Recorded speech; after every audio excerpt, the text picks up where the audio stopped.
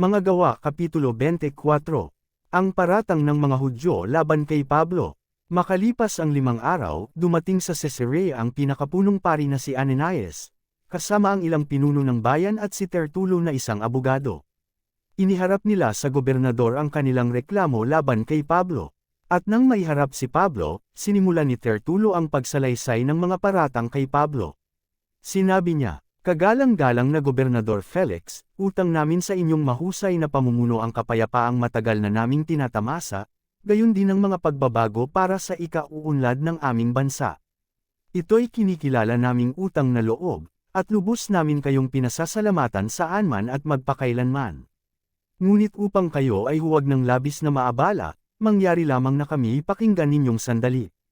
Natuklasan naming ang taong ito'y nanggugulo. Ginugulo niya ang mga Hudyo saan man siya magpunta, at siya'y isang pasimuno ng sekta ng mga Nazareno. Pati ang templo namin ay tinangka niyang lapastanganan, kaya hinuli namin siya. Sa pagsisiyasat ninyo sa kanya, malalaman ninyo ang lahat ng sumbong namin laban sa kanya." Pinatotohanan naman ng mga Judeong naruroon ang lahat ng sinabi ni Tertulo. Ang pagtatanggol ni Pablo sa harap ni Felix. Si Pablo ay sinenyasan ng gobernador upang magsalita, kaya't sinabi niya, "Kagalang-galang na gobernador, nalalaman kong kayo'y matagal ng hukom sa bansang ito, kaya't ikinagagalak kong ipagtanggol ang aking sarili sa harap ninyo. Wala pang 12 araw mula nang ako'y dumating sa Jerusalem upang sumamba. Matitiyak ninyo iyan kung kayo'y magsisiyasat. Minsan man ay hindi nila ako nakitang nakikipagtalokan inuman sa loob ng templo, o gumagawa ng gulo sa sinagoga, o sa alinmang lugar sa lungsod. Wala silang may haharap na katibayan sa kanilang mga paratang laban sa akin. Inaamin kong ang pagsamba ko sa Diyos ng aming mga ninuno ay ayon sa daan na sinasabi nilang maling pananampalataya. Subalit naniniwala rin ako sa lahat ng nasusulat sa kautusan at sa mga aklat ng mga propeta. Tulad nila, sumasampalataya din akong muling bubuhayin ng Diyos ang lahat ng tao, matuwid man o di matuwid. Kaya't pinagsisikapan kong laging maging malinis ang aking budi sa harap ng Diyos at ng tao. Ilang taon akong nawala sa Jerusalem at nagbalik ako upang maghatid ng tulong sa mga kababayan ko at maghandog sa Diyos. Natapos ko nang tuparin ang paglilinis ayon sa kautusan at nag-aalay ako ng aking handog nang datna nila ako sa templo na di kasama ng karamihan, at wala namang gulo. May mga Judeong galing sa Asia na naruroon, sila sana ang naparito upang magharap ng sakdal kung sila'y may nakitang anumang dapat ay paratang laban sa akin.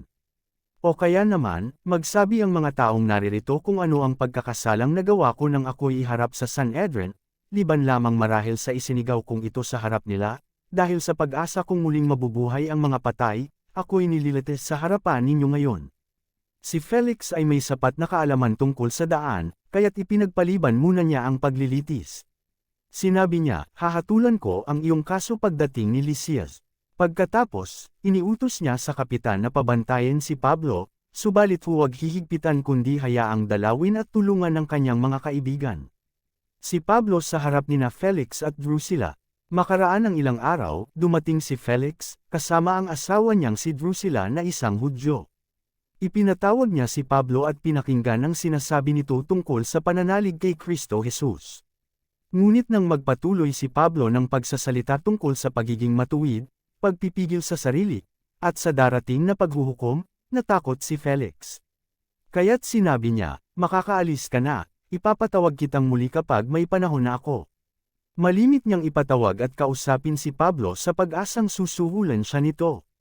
Makaraan ang 2 taon, si Felix ay napalitan ni Porcio Festo. Sa hangad ni Felix na bigyang lugod ang mga Hudyo, si Pablo'y hinayaan niya sa bilangguan.